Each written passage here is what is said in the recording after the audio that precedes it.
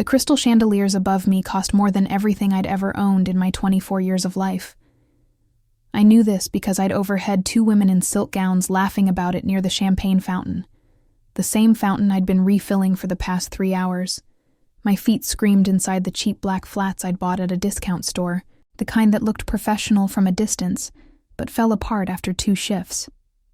The polyester uniform clung to my back, damp with sweat despite the mansion's aggressive air conditioning. Around me, Manhattan's elite glided across marble floors in Louboutin and Tom Ford, their laughter sharp as the ice sculptures melting slowly on decorated tables. I was invisible, a shadow with a tray. "Excuse me, could you—" A hand snapped fingers near my face.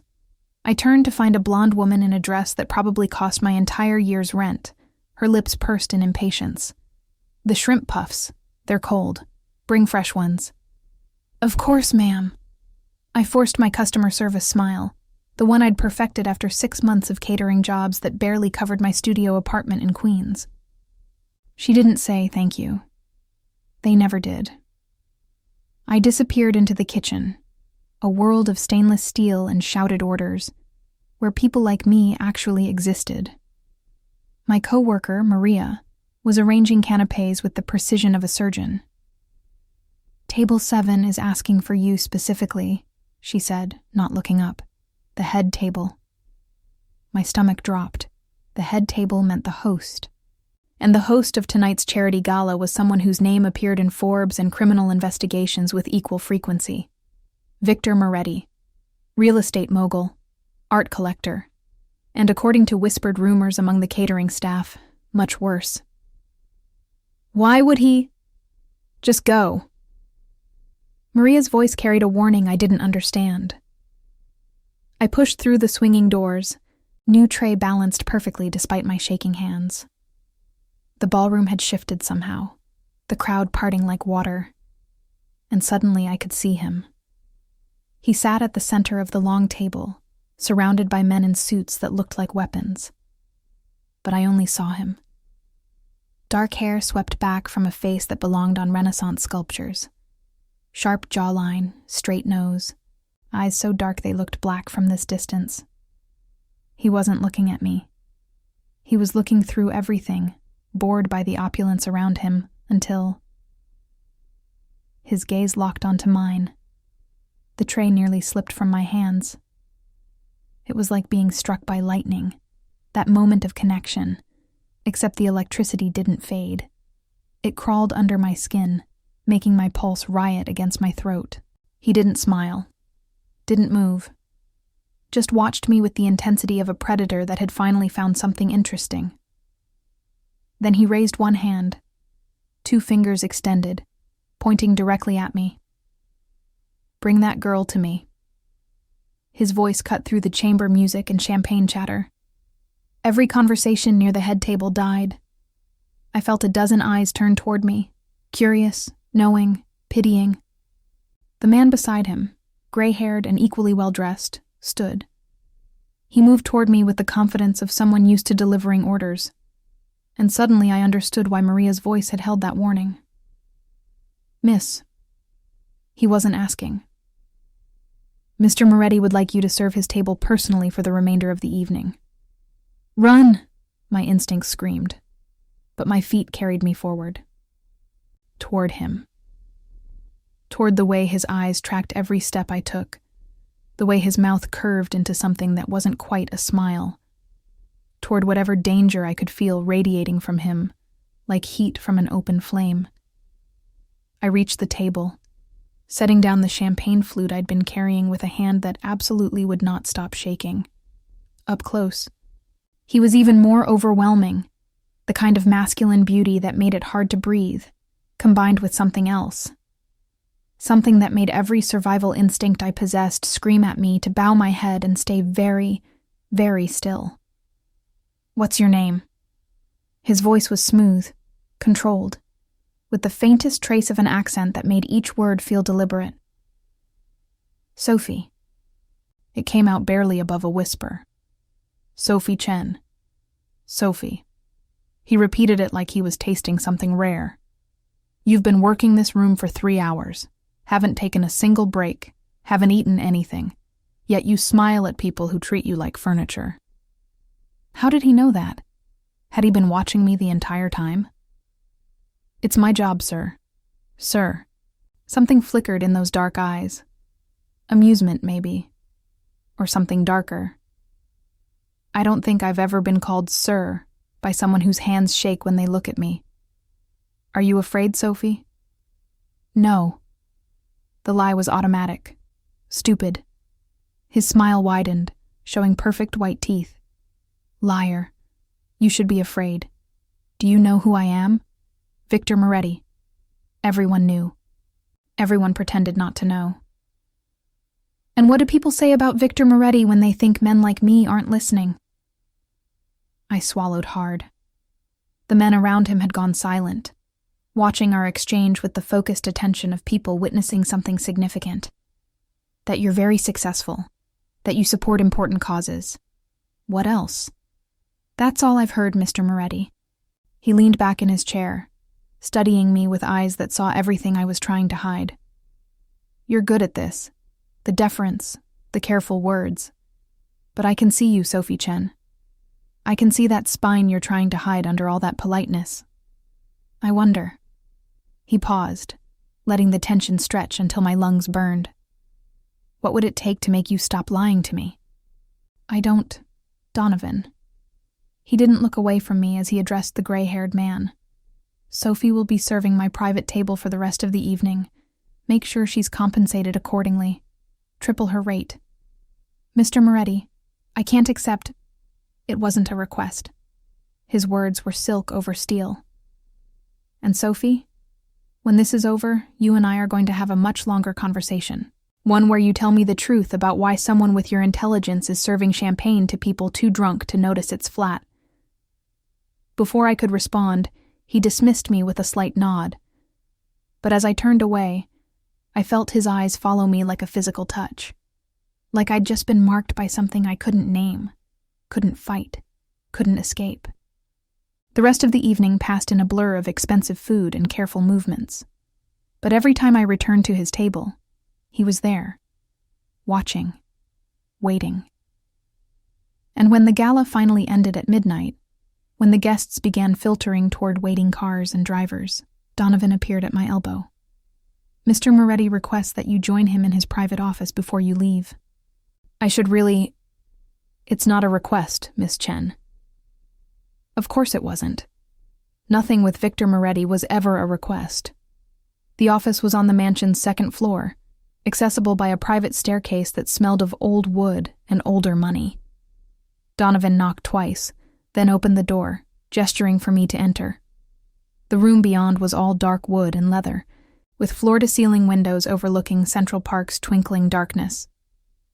Victor stood by those windows, jacket discarded, shirt sleeves rolled to his elbows. He'd loosened his tie, and somehow that small concession to comfort made him seem more dangerous, not less. When he turned, the city lights behind him created a halo effect that would have been angelic on anyone else. On him, it was anything but. Thank you, Donovan. Close the door. The soft click of the lock echoed like a gunshot in my chest. You don't have to be afraid, Sophie. He moved toward the bar cart, pouring amber liquid into 2 crystal glasses. I'm not going to hurt you. Despite what you've undoubtedly heard, I don't make a habit of terrorizing catering staff. Then why am I here? He turned, offering me one of the glasses. Because I want to know your story. The real one. Not the carefully constructed version you show people who wouldn't notice if you disappeared tomorrow. I didn't take the glass. With all due respect, Mr. Moretti. Victor. He set both glasses down, moving closer. Close enough that I could smell his cologne, something expensive and woodsy that probably cost more than my monthly rent. Call me Victor. And before you give me another polite deflection, let me be very clear about something. I have excellent instincts about people, Sophie. It's how I've survived in a world that would very much like to see me dead. And my instincts tell me that you're in trouble, Serious trouble. The kind that makes someone take a catering job at a gathering where they know dangerous men will be present. How could he possibly... Your car. He continued as if he could read my thoughts. 2008. Honda Civic, New Jersey plates, parked 3 blocks away because you couldn't afford the lot. The engine light is on, has been for months. You have exactly one professional outfit, the one you're wearing now, which means you can't afford variety. Your shoes are falling apart, but you've glued the seams twice to make them last. And when you thought no one was looking, you ate the leftover appetizers in the kitchen because you haven't had a proper meal in at least 2 days. My face burned. Have you been stalking me? I notice things, especially things that interest me. He moved even closer, until I had to tilt my head back to maintain eye contact. And you, Sophie Chen, interest me very much. So I'll ask you again, what kind of trouble are you in? I should have lied. Should have given him some simple excuse and gotten the hell out of that office, out of that mansion, out of whatever this was before it became something I couldn't control. But there was something about the way he looked at me. Not like the invisible servant I'd been all night. Like I mattered. Like my answer mattered. Student loans. The words came out flat, defeated. Medical bills from my mother's cancer treatment. Credit card debt from trying to keep us both alive when I should have been studying. She died anyway, 6 months ago. And now I'm drowning in payments I can't make on top of rent. I can't afford in a city that doesn't care if I disappear. Silence filled the space between us. I'd said too much. Way too much. To a man who was basically a stranger, albeit a powerful and dangerous one. How much? I blinked. What? The debt? How much? I don't. Why does that matter? Victor reached into his pocket, pulling out a phone that probably cost more than my car. He typed something, his fingers moving with the same controlled precision he seemed to apply to everything. Give me a number, Sophie. 87,000. I laughed, but it came out broken. Give or take a few hundred for this month's interest. He didn't even flinch, just kept typing. Done. What do you mean done? I mean the debt is paid. All of it. You'll receive confirmation within the hour. The room spun. I grabbed the back of a nearby chair to steady myself. You can't just... That's not... I don't understand. It's very simple. He pocketed the phone, moving close enough that I could feel the heat radiating from his body. I'm buying something from you, Sophie. Something I want very badly. Fear and something else, something I didn't want to name, coiled in my stomach. What could I possibly have that you want? Your time, your attention, your truth. He reached up, and I froze as his fingers brushed a strand of hair behind my ear. The gesture was gentle, almost tender, but his eyes remained predatory. I want you to have dinner with me tomorrow night, and the night after that. I want to know everything about you. What you love, what scares you, what you dream about when you think no one is watching. I want you to stop serving people who don't deserve you and start letting me show you what your life could be. You're offering me $87,000 for dates? I'm offering you freedom from the thing that's killing you slowly. His thumb traced my jawline, leaving fire in its wake. In exchange for the chance to know you without all these walls you've built. To see if what I'm feeling right now is real, or just my imagination playing tricks in a room full of empty people. This was insane. Completely insane. Men like Victor Moretti didn't pay off strangers' debts because they were interested in conversation. This was something else. Something I should absolutely run from. But God help me, I didn't want to run. What if I say no? His smile was slow, dangerous, beautiful. Then you walk out that door with my gratitude for an entertaining evening. The debt is paid either way, Sophie. No strings, no obligations, no debt collectors calling at 3 a.m. You're free regardless of what you choose next. Why would you do that? Because I can. Because I want to. Because something about the way you move through a room full of predators with your head held high makes me want to burn down the world that taught you to make yourself small. His hand cupped my face fully now, his thumb brushing across my lower lip. Say yes, Sophie. Let me show you what it feels like to be seen. Every rational thought in my head screamed at me to refuse, to thank him politely and leave, to not get involved with a man who could read me like a book and seemed to operate by rules I didn't understand. But I was so tired of being invisible, of struggling, of serving people who wouldn't remember my name if their lives depended on it. And the way he looked at me, like I was something precious and dangerous at the same time, made me feel alive for the first time in years. Okay. My voice barely worked. Okay, yes. The smile that broke across his face was genuine this time, transforming him from beautiful to devastating. Good.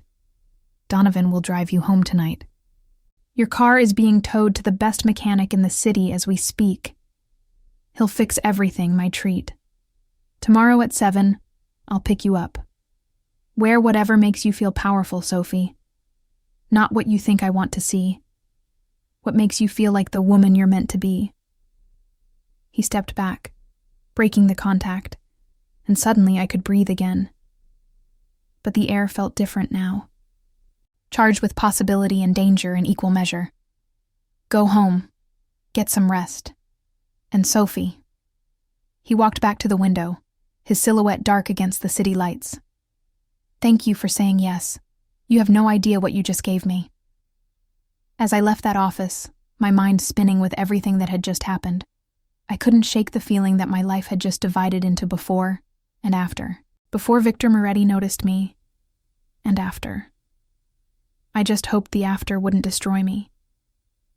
The next morning hit me like a freight train made of reality and regret. I woke up in my cramped studio apartment, still wearing last night's uniform, with my phone buzzing like an angry wasp against the nightstand. 3 missed calls from Maria, 7 texts from numbers I didn't recognize, and 1 email that made my heart stop. Your outstanding balance of $87,342.67 has been paid in full by Moretti Holdings, LLC. Your account is now closed. Thank you for your business. It was real.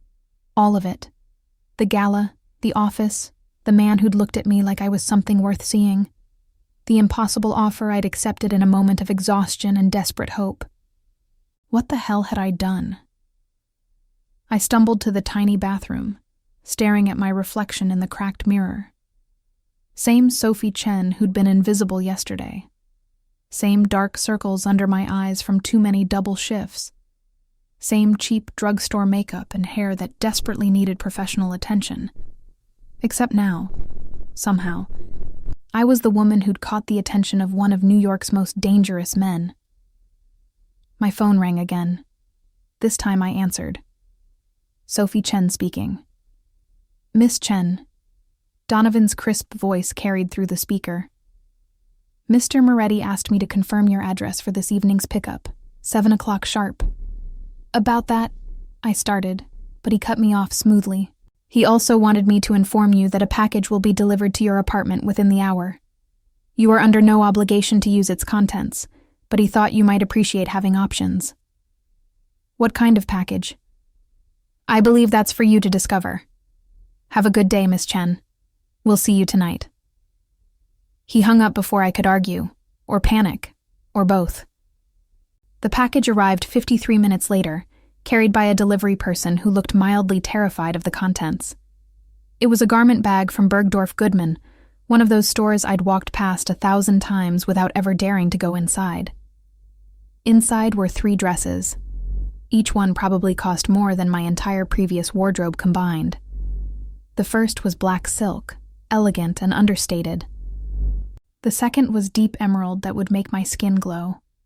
The third was red, the kind of red that made statements and started wars. Each had been chosen to fit my exact measurements, which meant Victor had been paying even more attention than I'd realized. Wear whatever makes you feel powerful. I hung all 3 in my closet, staring at them like they might bite. Then I did something I hadn't done in years. I called my best friend from college, the one person who'd stayed in touch even when I disappeared into the nightmare of medical bills and death. "Megan, I need help. The kind that requires wine and brutal honesty." 2 hours later, she sat on my lumpy couch with a bottle of cheap Sauvignon Blanc, listening to my story with increasingly wide eyes. "Let me get this straight." She poured another glass. "Victor Moretti, the Victor Moretti, paid off your debts, sent you designer dresses, and wants to take you to dinner. And you're worried because men like him don't do things for free, Meg. There has to be a catch. Or maybe you're just hot and interesting and he actually likes you. I'm a broke waitress with massive debt and a dead-end life. What could he possibly—" "Stop." Megan set down her glass with enough force to make me jump. "You're doing it again, making yourself small. Sophie, you graduated top of your class with a double major while taking care of a dying parent. You speak 3 languages.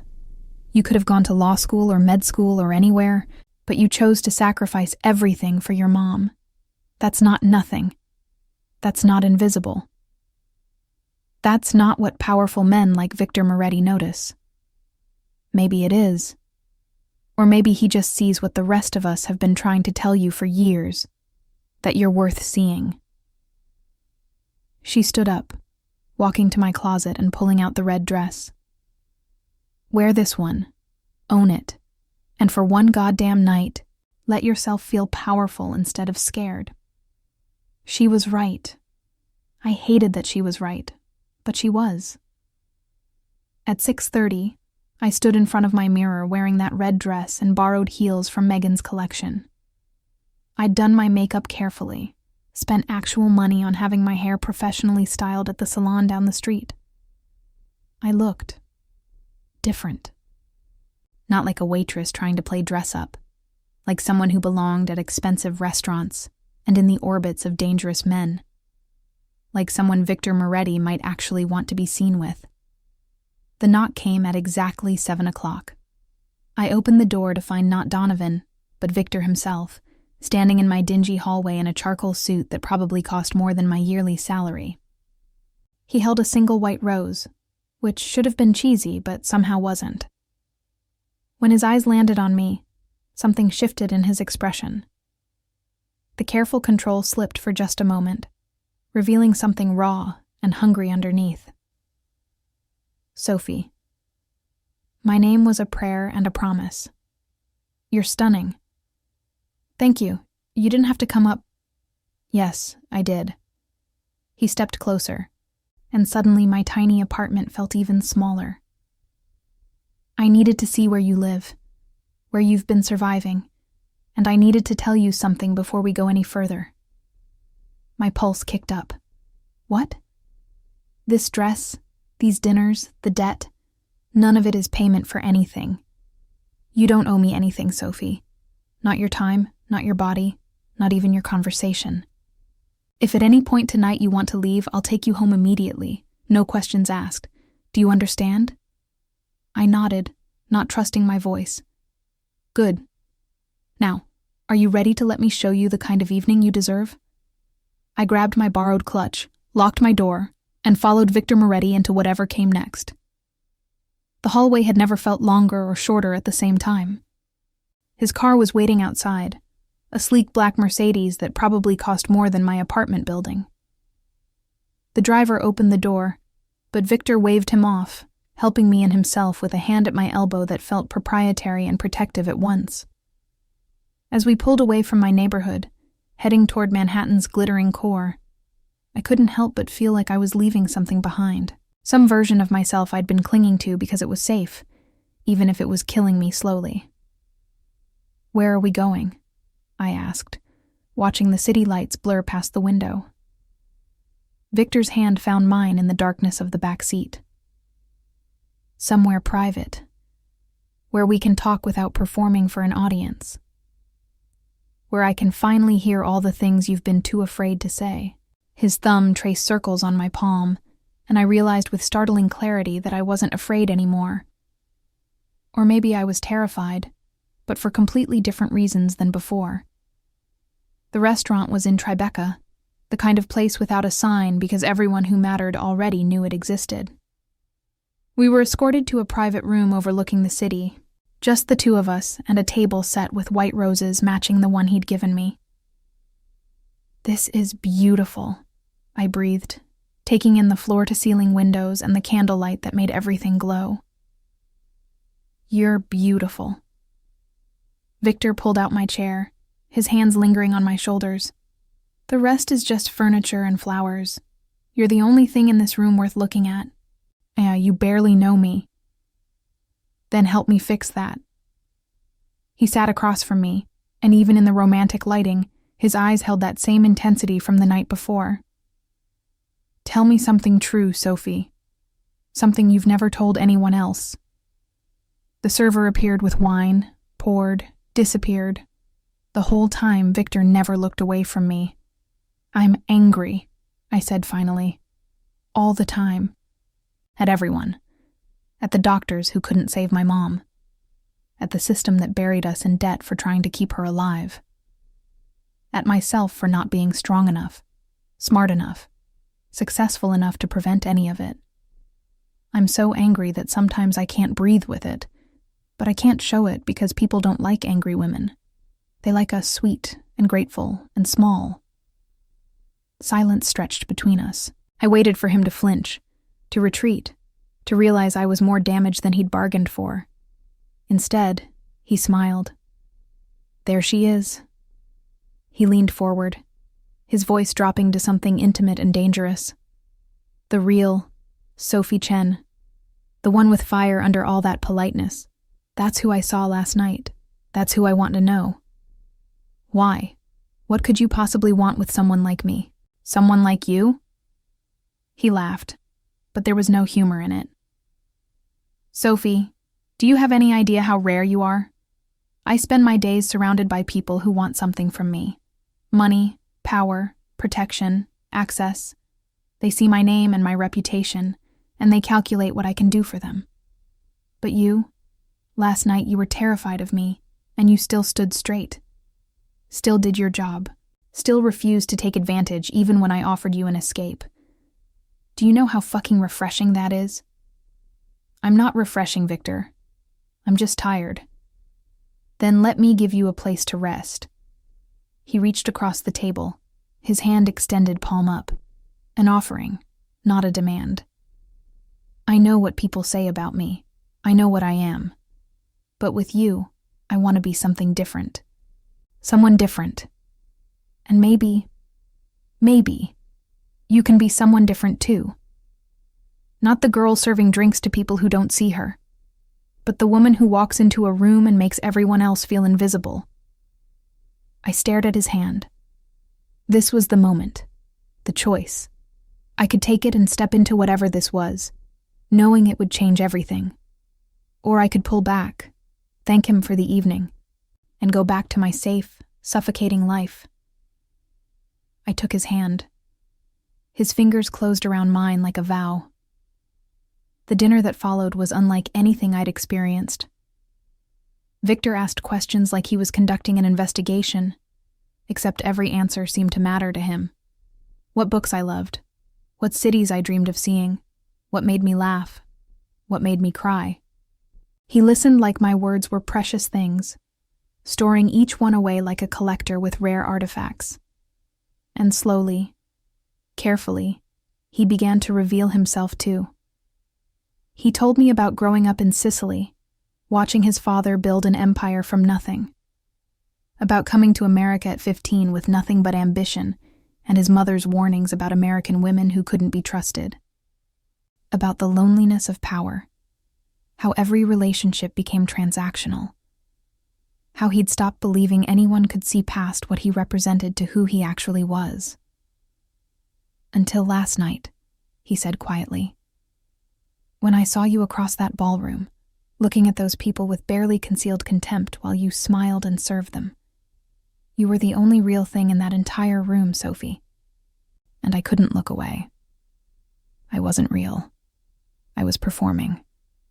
No, you were surviving. There's a difference." He signaled for the check, which appeared and disappeared without me seeing a number. "Come with me. There's something I want to show you." We left the restaurant and walked. Just walked through Tribeca's quiet streets, his hand at the small of my back, his security detail following at a discreet distance. He took me to a small park overlooking the Hudson, where the lights of New Jersey sparkled across the water. "This is where I come when I need to remember what I'm building for," he said. "When the pressure becomes too much and I need to see something simple and beautiful.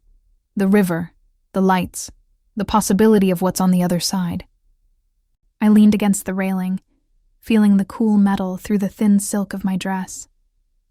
"What are you building for, Victor?" He moved behind me, his body heat warming my back without quite touching. "Legacy, redemption, proof that you can be born into darkness and still create light."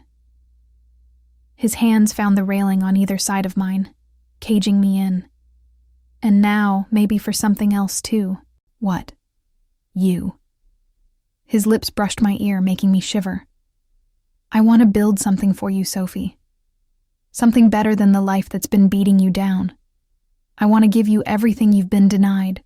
Beauty, safety, joy, purpose. I want to watch you become the woman you would have been if the world hadn't been so cruel." I turned in his arms, tilting my head back to meet his eyes. "That's not how the world works. People don't just..." He kissed me. It wasn't gentle, wasn't tentative. It was claiming and desperate and hungry, like he'd been holding back all night, and finally couldn't anymore. His hands cupped my face, angling my head for deeper access, and I melted against him because what else could I do? This was Victor Moretti, dangerous and powerful, and wanting me like I was something precious. When he finally pulled back, we were both breathing hard. "That's how my world works," he said roughly. "I see something I want, and I take it. But only if it wants to be taken. So tell me, Sophie, do you want this? Do you want me?" It was the most dangerous question anyone had ever asked me, because saying yes meant stepping into his world, his life, his darkness. It meant accepting that this wouldn't be simple or easy, or probably even safe. But I was so tired of being safe. "Yes." The word came out steady, certain. "Yes, I want this." His smile was triumph and relief mixed together. "Then let's go home." "Your home?" "Our home. For tonight, at least. Tomorrow we'll figure out the rest." He led me back to the car, and this time when his hand found mine in the darkness, it felt different. Not like a beginning, but like a promise. Like we'd just made a deal that would change both our lives forever. I just hoped I'd survive what came next. Victor's penthouse was everything I'd imagined, and nothing I'd expected. Yes, there was wealth, the kind that whispered rather than shouted. But there was also warmth. Books lining the walls, art that looked chosen for love rather than investment, a kitchen that showed signs of actual use. "You cook?" I asked, running my fingers along the marble countertop. My mother insisted. She said any man who couldn't feed himself was still a boy, not a man. He shrugged off his jacket, draping it over a chair with casual grace. "Wine? Or something stronger?" "Wine is good." He poured us both a glass of red that probably cost more than my security deposit, then led me to the living room. Floor-to-ceiling windows showcased the city spread out below us like a gift. From up here, New York looked clean, beautiful, full of possibility. "Tell me something," Victor said, settling beside me on the leather couch. Not touching, but close enough that I could feel the heat of him. "If money wasn't a concern, if you could do anything, be anything, what would you choose?" "That's not fair." "Why not?" "Because money is always a concern. That's reality." "Humor me." His fingers found mine, lacing together. "In this perfect world where you're not drowning in debt and survival, What does Sophie Chen want? I took a long drink of wine, letting the warmth spread through me. I wanted to be a lawyer, criminal defense. I wanted to help people who couldn't help themselves, who got chewed up by a system that was never designed to care about them. I wanted to be the person who stood between them and the grinding machinery of injustice. Why didn't you? Because my mom got sick and I had to choose, finish school or keep her comfortable. There wasn't enough money or time for both. I laughed, but it came out bitter. Turns out I couldn't keep her comfortable anyway.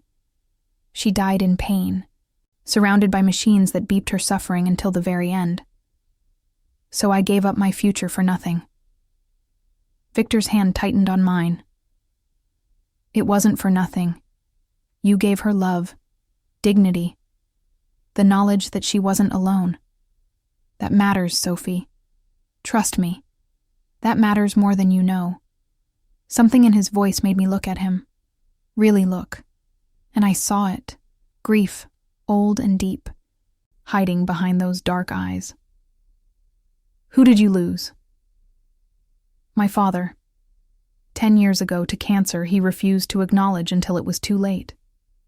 He was too proud, too strong, too stubborn to admit weakness. And I watched him waste away because he wouldn't let me help him.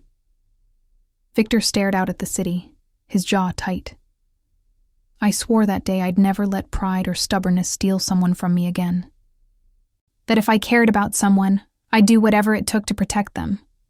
To give them every advantage, every chance, every possible weapon against the world's cruelty. Is that what I am? Someone you want to protect? He turned to me, and the intensity in his gaze stole my breath. You're someone I want everything with, Sophie. Protection is just the beginning. The air between us charged with electricity.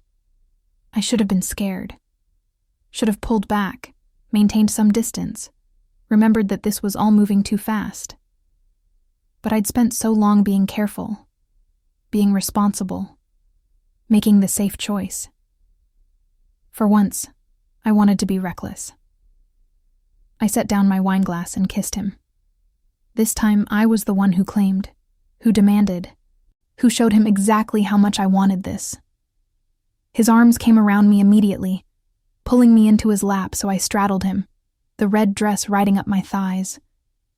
His hands found my face, my hair, my back, everywhere at once like he couldn't get enough. Sophie, he groaned against my mouth. We should slow down. I don't want to rush this. I've spent my whole life going slow and careful. Look where it got me. I pulled back just enough to meet his eyes. For once I want to feel something other than fear and exhaustion.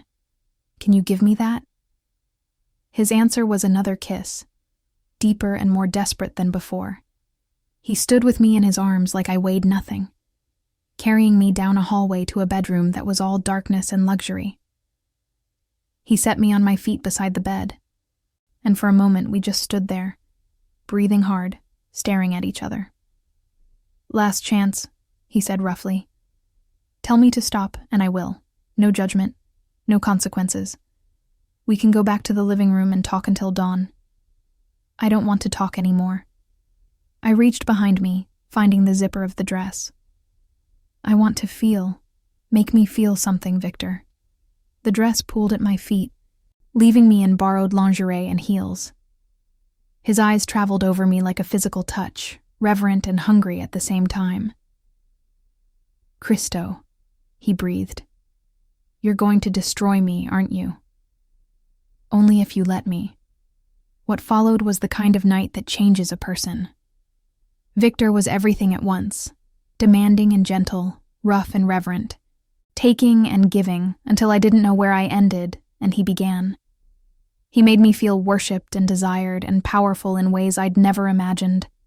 And when we finally collapsed together, tangled and breathless and satisfied, I felt something I hadn't felt in years.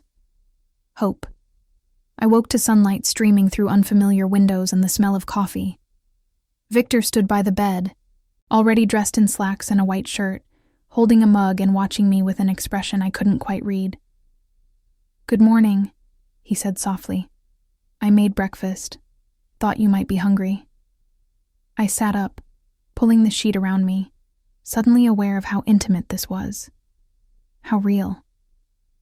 What time is it? Almost 10. I let you sleep. He set the coffee on the nightstand, then sat on the edge of the bed. Sophie, about last night, if you're about to tell me it was a mistake, no. He caught my hand, bringing it to his lips. Last night was the first time in years I've felt truly alive. But I need you to understand something. What I do, who I am in the world, it comes with complications, dangers, people who would hurt you to get to me. I need to know you're ready for that before we go any further. I don't even know what you really do. I know, and that's what we need to talk about. He took a deep breath. But first, breakfast, then truth. Then you can decide if you still want this. We ate on the terrace overlooking Central Park, the morning sun warm on my shoulders. Victor was quiet, almost nervous, which seemed impossible for a man with his confidence. Finally, he spoke. I own legitimate businesses, real estate, import, export, several restaurants and clubs.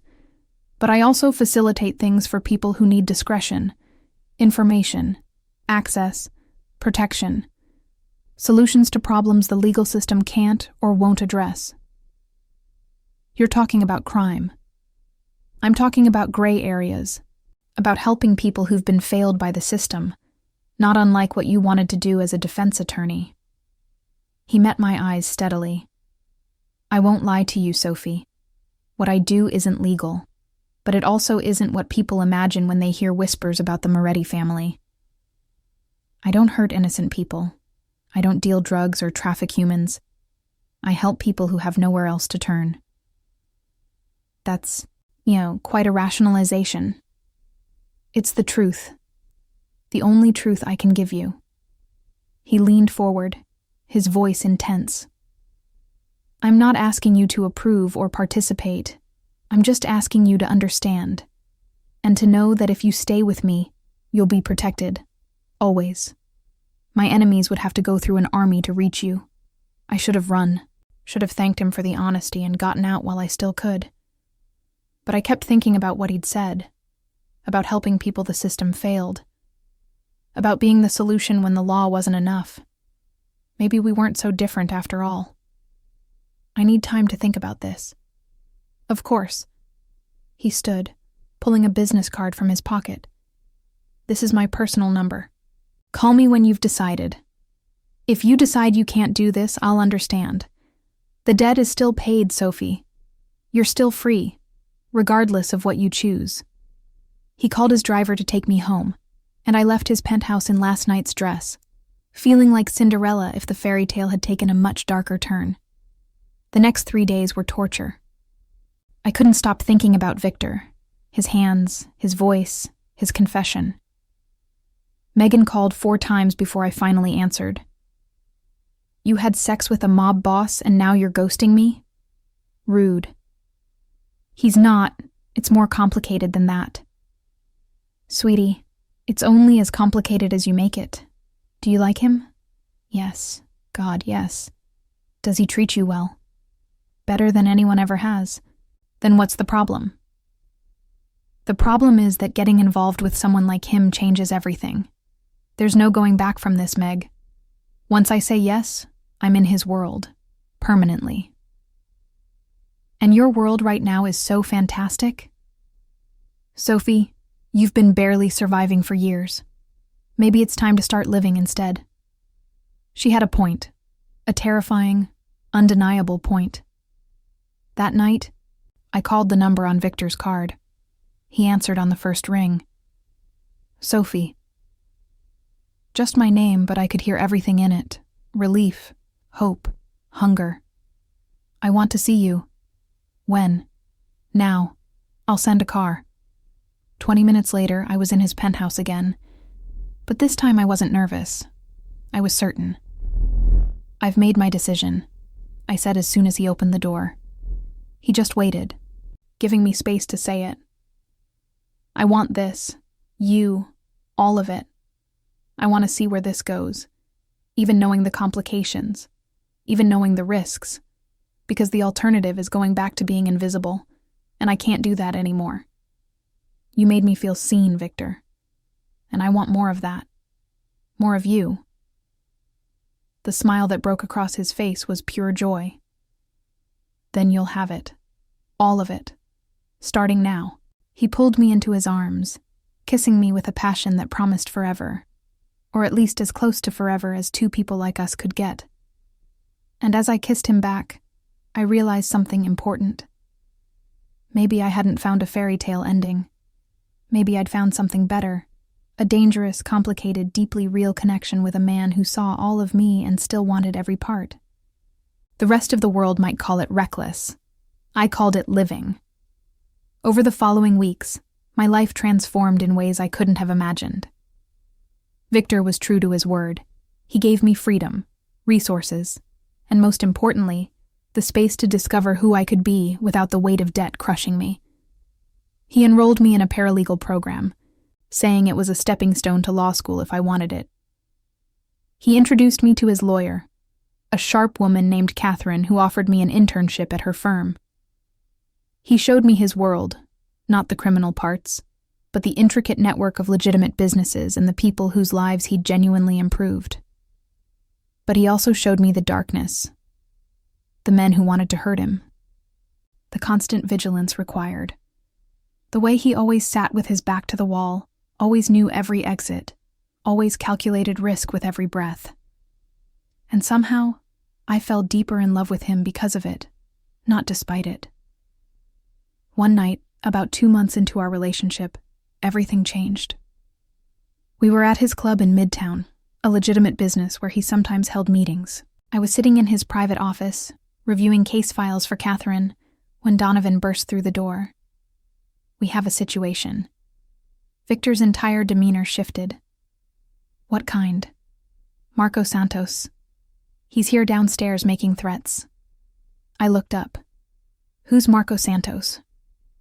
Victor's jaw was tight.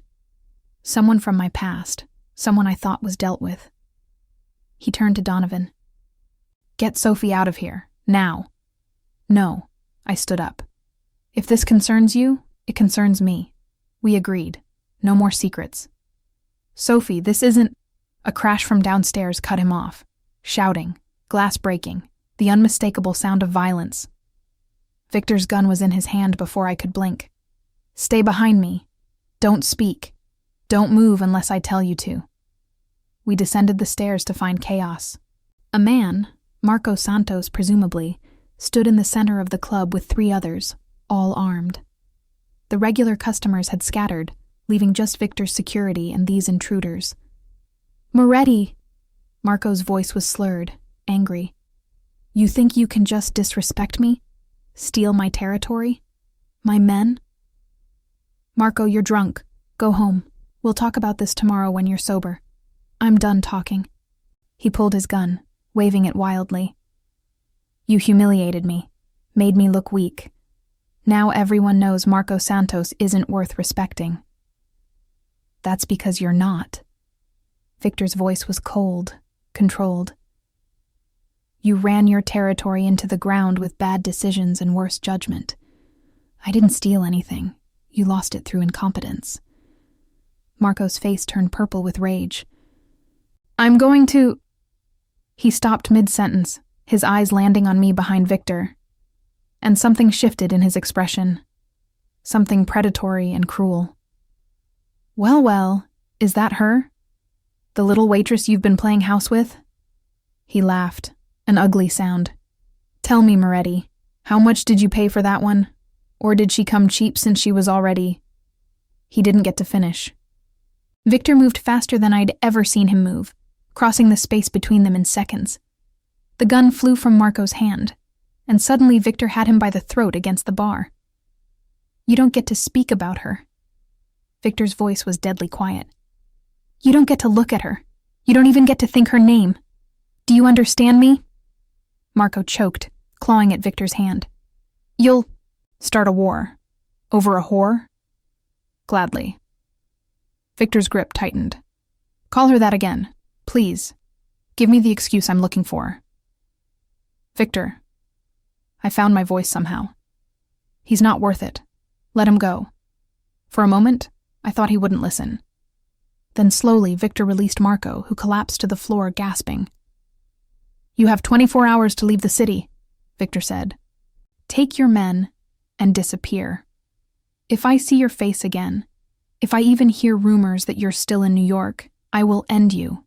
Not business, not territorial, just you in the ground. Are we clear? Marco nodded, unable to speak. Good. Now get out of my club. Marco and his men scrambled toward the exit. But just before he reached the door, Marco turned back, his eyes meeting mine with pure hatred. This isn't over, Putana. You better watch your... Victor's gun was out again, aimed with perfect steadiness. One more word. Just one. And I paint my walls with what little brain you have. Marco fled.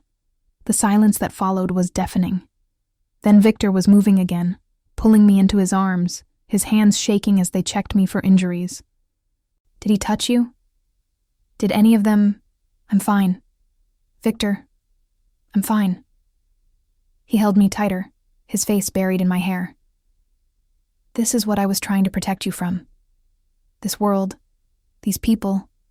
Sophie, they'll use you to hurt me. Tonight was just the beginning. Then we deal with it, together. He pulled back, studying my face with an intensity that made my breath catch. You're not afraid. I'm terrified. But I'm not running. Not from this. Not from you. Something in his eyes softened, and he kissed me with a gentleness that contradicted everything that had just happened. I don't deserve you. But Christo helped me. I'm going to keep you anyway. Good. Because I'm not going anywhere. We went home that night, and for the first time since we'd met, Victor let his guard down completely. He told me everything. His father's death, his rise through the ranks, the enemies he'd made and the friends he'd lost. He showed me the scars on his body and the deeper ones on his soul. And I told him the truth too, about my anger, my grief, my fear that I'd never be enough for someone like him. You're everything, he said fiercely. Everything I've been looking for without knowing I was searching. Don't ever doubt that. 3 months later, Victor proposed. Not at a fancy restaurant or some elaborate setup. We were in his kitchen, cooking dinner together. Something we'd started doing most nights. His mother's recipes that he taught me with infinite patience. He'd just made me laugh with a story about his childhood. And when I turned to kiss him, he was holding a ring. Marry me. It wasn't a question. It was a statement of intent, of future, of forever. Let me give you everything I promised that first night. Not just money or security, but partnership, family, a life where you never have to make yourself small again. Say yes, Sophie. I looked at the ring. A single diamond so perfect it looked like captured starlight. Then I looked at him. This dangerous, complicated, deeply good man who'd seen me when I was invisible and loved me because of who I was, not despite it. Yes. I laughed through sudden tears. Yes, obviously yes. He slipped the ring on my finger, and it fit perfectly. Of course it did. Victor never did anything by half measures. You know this means you're stuck with me, I warned. All my anger and baggage and stubborn independence. Good. I don't want you any other way. He pulled me close, his lips brushing my ear. Besides, Mrs. Moretti has a nice ring to it, don't you think? Mrs. Moretti, the girl who'd been invisible at a gala, had become the wife of one of New York's most powerful men. It should have been a fairy tale. Instead, it was something better. It was real. We married quietly 2 months later, just us and a handful of people who actually mattered. No massive ceremony, no press, no spectacle. Just Victor in a black suit, me in a simple white dress, and vows we wrote ourselves in his penthouse overlooking the city that had brought us together. "I promise to see you," I said. "Always. Even when you're trying to hide. Even when the darkness seems too deep. I'll be your light, and you'll be mine." "I promise to protect you," he replied. "Not from the world, you don't need that, but to stand beside you while you conquer it. To catch you when you fall and celebrate when you rise. To love you exactly as you are, forever."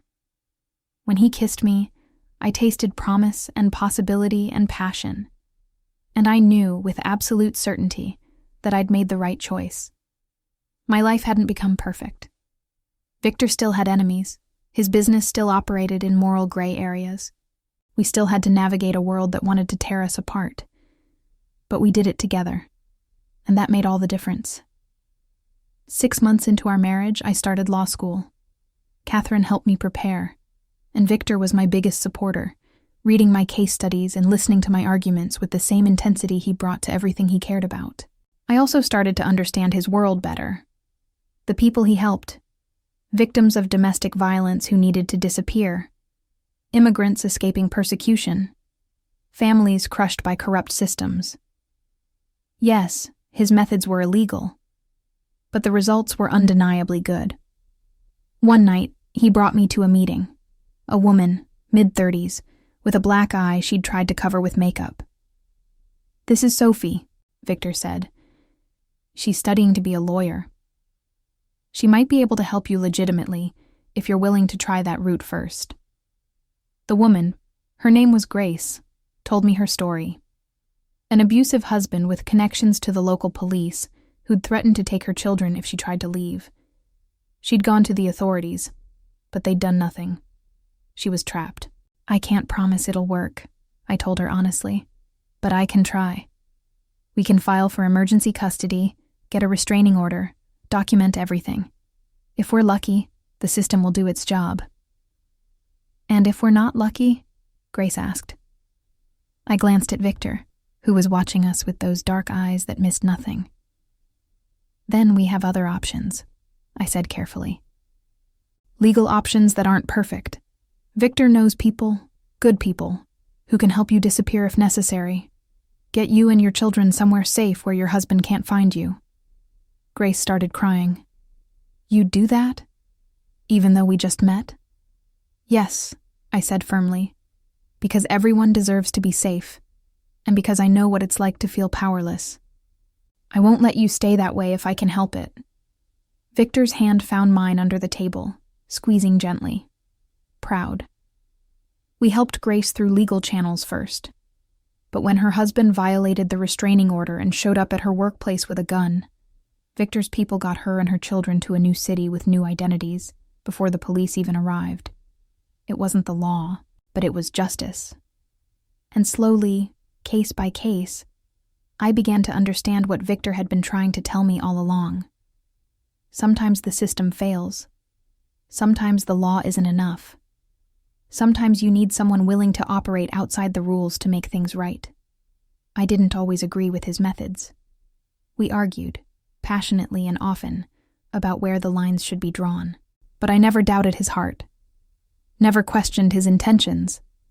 He was, in his own complicated way, a good man.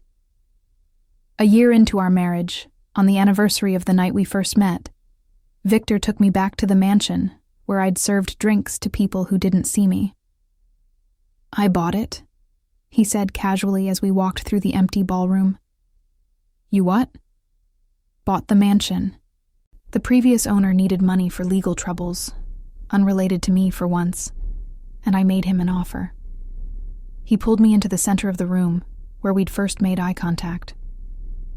"I wanted to own the place where my life changed, where I first saw you and knew everything was about to be different. That's incredibly romantic and slightly insane. Welcome to being married to me." He kissed my forehead. "I thought we could turn it into something useful, a shelter maybe, or a legal clinic for people who can't afford proper representation. Whatever you want, Sophie. It's yours." I looked around the ballroom, remembering how invisible I'd felt that night. how small and desperate and lost. And now I stood here as Victor Moretti's wife, a law student with power and resources and the ability to help people who felt exactly like I had. A legal clinic, I said decisively, with a shelter on the upper floors, for women and families trying to escape situations where the system has failed them. We'll give them legal help and physical safety at the same time. Victor's smile was brilliant. Perfect. I'll have the architects draw up plans tomorrow. Just like that? Just like that. When you know what's right, Sophie, you don't hesitate. You act. He pulled me closer, swaying gently to music only we could hear. I learned that from you. We danced in that empty ballroom, just the two of us, exactly like we had in my imagination during those early days. Except this was better than any fantasy. This was real, complicated and imperfect, and absolutely right. Thank you, I whispered against his chest, for seeing me, for saving me. You saved yourself, Amore. I just gave you the space to do it. His arms tightened around me. And you saved me too, from becoming the kind of man who forgets why he started fighting in the first place. You remind me every day what I'm building for. Not just power or legacy, but people. Real people who deserve better. I looked up at him. This dangerous, beautiful, infinitely good man who'd chosen me out of a crowd of invisible people and decided I was worth everything. I love you, I said. Every complicated, morally ambiguous, deeply good part of you. I love you too. Every angry, brilliant, stubborn part of you. He kissed me deeply, and I tasted promise and permanence. Mrs. Moretti. Mr. Moretti. We stayed in that ballroom until dawn, dancing and talking, and planning the future we'd build together. A future where I was never invisible again, where he was never alone, where two people who'd been broken by the world found each other and built something unbreakable. It wasn't the ending I'd expected that night when I served drinks to Manhattan's elite. It was better, because it wasn't an ending at all. It was a beginning. The start of a life where danger and love coexisted, where justice came from unexpected places, where a poor girl and a powerful man created something that transcended both their worlds. And as the sun rose over New York City, painting the sky in shades of gold and pink, I knew with absolute certainty that I'd made the right choice. Not the safe choice, not the expected choice, but mine. And that made all the difference.